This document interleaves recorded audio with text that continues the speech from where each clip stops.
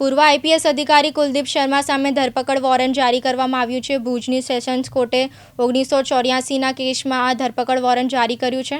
સાથે કુલદીપ શર્માને 15 દિવસમાં કોર્ટમાં હાજર થવા હુકમ કર્યો છે। જણાવી દઈએ કે કચ્છના ઉભલા શેઠને માર મારવાના કેસમાં કોર્ટે વોરંટ ઇસ્યુ કર્યું છે। મળતી માહિતી મુજબ સજા બાદ કુલદીપ શર્માએ સરેન્ડર ન કરતા કોર્ટ આ એરેસ્ટેડ વોરંટ જારી કર્યું હતું। ગત ફેબ્રુઆરીમાં ઇબલા શેઠને માર મારવાના કેસમાં કુલદીપ શર્માને 3 મહિનાની કેદ થઈ હતી। મુસ્લિમ આગેવાન ઇબલા શેઠને માર મારવાના આ કેસ 1984નો છે।